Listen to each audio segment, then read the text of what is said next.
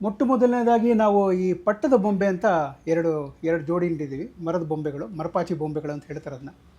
ಅದು ರಾಜಾರಾಣಿ ನಮ್ಮ ಲೆಕ್ಕದಲ್ಲಿ. ಅಂದರೆ ನಮಗೆ ಹಬ್ಬಕ್ಕೆ ಅದನ್ನು ವಿಧವಾಗಿ ಅಲಂಕಾರ ಮಾಡಿ ಅದನ್ನು ಸಂಭ್ರಮ ಪಡುವಂಥದ್ದು ನಮ್ಮ ಒಂದು ಪದ್ಧತಿ.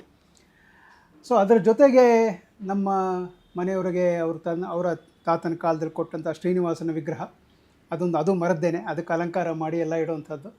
ಆದರೆ ಒಟ್ಟಾರೆ ನಾವು ಈ ಬೊಂಬೆಗಳನ್ನು ಬೇರೆ ಬೇರೆ ಥೀಮ್ ಇಟ್ಕೊಂಡು ನಾವು ಜೋಡಿಸಿದ್ದೀವಿ. ಸುಮ್ಮನೆ ಯಾವುದೋ ಜೋಡಿಸಿಲ್ಲ ಬೊಂಬೆಗಳನ್ನು. ಈಗ ಉದಾಹರಣೆಗೆ ಅನೇಕ ಸಲ ದಶಾವತಾರ ಅಂತ ಇಡ್ತಾರೆ, ಅನೇಕರ ಮೇಲೆ ದಶಾವತಾರದ ಆರ್ಡರೇ ಗೊತ್ತಿರಲ್ಲ ಅವ್ರಿಗೆ, ಎಲ್ಲೆಲ್ಲೋ ಇಡೋಂಥ ನೋಡಿದ್ದೀವಿ ನಾವು. ಸೊ ದಶಾವತಾರ ಮತ್ತು ಇದ್ರ ಬಗ್ಗೆ ಹೇಳಬೇಕು ಅಂತಂದರೆ, ಮೊದಲ 2 ಮೆಟ್ಲುಗಳು ಎಲ್ಲ ಬೇರೆ ಬೇರೆ ಭಾಗವತದ ಕಥೆಗಳು ಮತ್ತು ನಮ್ಮ ದೇವರುಗಳ ಕಥೆಗಳಿದೆ.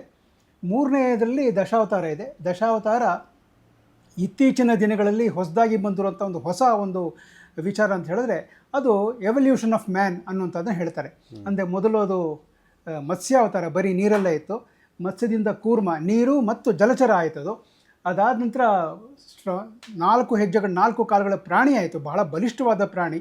ನಾವೆಲ್ಲ ಕೇಳಿದ್ದೀವಿ, ನೋಡಿದ್ದೀವಿ.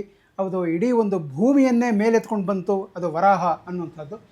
ಅದಾದ ನಂತರ ನರಸಿಂಹ ಆವಾಗ ಪೂರ್ತಿ ಮನುಷ್ಯ ಆಗಲಿಲ್ಲ, ಅದು ಅರ್ಧ ಮನುಷ್ಯ ಅರ್ಧ ಪ್ರಾಣಿ ಆಯಿತು. ಅದಾದ ನಂತರ ವಾಮನ ಬೊಂಬೆ ಇನ್ನೂ ಚಿಕ್ಕವನು, ಅವನು ಅಂದರೆ ದೊಡ್ಡದಾಗಿ ಬೆಳೀಲಿಲ್ಲ, ಸಣ್ಣದಾಗಿ ಬೆಳೆದ. ಅದಾದ ನಂತರ ಬಂದದ್ದು ಪರಶುರಾಮ ಪೂರ್ಣ ವ್ಯಕ್ತಿ ಆದರೂ ಕೂಡ ಅವನಿಗೆ ತನ್ನ ಸ್ವಂತ ಭಾವನೆಗಳ ಮೇಲೆ ಯಾವುದೇ ಅವನಿಗೆ ಕಂಟ್ರೋಲ್ ಇರಲಿಲ್ಲ, ಅವನಿಗೆ ಯಾವುದೇ ಇದಿರಲಿಲ್ಲ, ಸ್ಥಿಮಿತ ಇರಲಿಲ್ಲ. ಅವ್ರ ತಂದೆ ಹೇಳಿದ್ರು, ನಿಮ್ಮ ತಾಯಿನ ತಲೆ ಕಡಿ ಅಂತ ಕಡದೆ ಬಿಟ್ಟ ಅವನು. ಆಮೇಲೆ ವರ ಕೇಳಿದಾಗ ನಮ್ಮ ತಾಯಿನ ಬದುಕಿಸ್ಕೊಟ್ರು, ಅದು ಬೇರೆ ಕಥೆ. ಅದಾದ ನಂತರ ಬಂದಂಥದ್ದು ರಾಮ. ಅದು ನಮ್ಮ ಈ ದಶಾವತಾರದಲ್ಲಿ ಒಂದು ಕ್ಲೈಮ್ಯಾಕ್ಸ್ ಅಂತ ಹೇಳ್ಬೋದು. ರಾಮ ಅಂದರೆ ಏನು ಅಂತ ಹೇಳಿದ್ರೆ, ಅಣ್ಣ ಅಂದರೆ ಹೇಗಿರಬೇಕು, ಮಗ ಅಂದರೆ ಹೇಗಿರಬೇಕು, ಗಂಡ ಅಂದರೆ ಹೇಗಿರಬೇಕು, ಇದೆಲ್ಲವೂ ಹೇಗಿರಬೇಕು ಅಂದರೆ ರಾಮ ಇದ್ದಂಗಿದ್ರೆ ಆಯಿತು ಅನ್ನೋದು. ಆದರೆ ಎಲ್ಲಕ್ಕಿಂತ ಹೆಚ್ಚಾಗಿ ಅವನು ತನ್ನ ಸ್ವಂತ ಧರ್ಮವನ್ನು ಕಡೆಗಣಿಸಿ ರಾಜಧರ್ಮವನ್ನು ಪಾಲನೆ ಮಾಡಿದದ್ದು ಈಗಿನ ಎಲ್ಲ ಜನಗಳಿಗೂ ಅದೊಂದು ಮಾದರಿ. ಎಷ್ಟರ ಮಟ್ಟಿಗೆ ಅಂದರೆ, ಯಾವನೋ ಒಬ್ಬ ಅಗಸ ಒಬ್ಬ ಅದನ್ನು ನಿನ್ನ ಹೆಂಡತಿ ಅಲ್ಲಿ ಅಷ್ಟು ವರ್ಷ ಇದ್ಲಲ್ಲ ಅಂದ ತಕ್ಷಣ ಅವಳನ್ನ ಕಳಿಸ್ಬಿಟ್ಟ ಕಾಡಿಗೆ.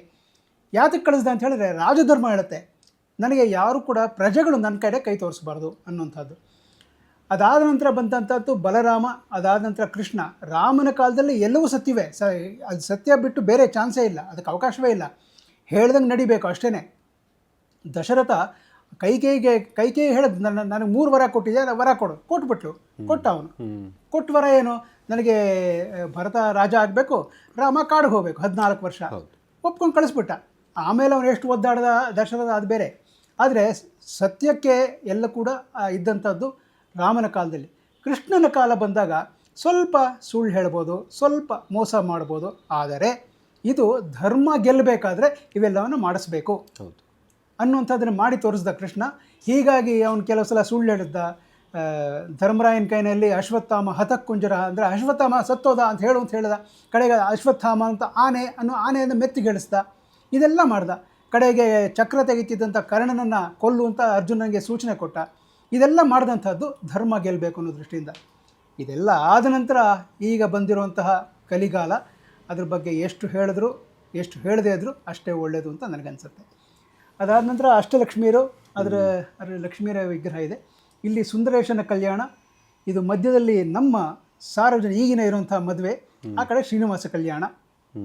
ಇಲ್ಲಿ ಮತ್ತೆ ಬೇರೆ ಬೇರೆ ಬೊಂಬೆಗಳಿದೆ.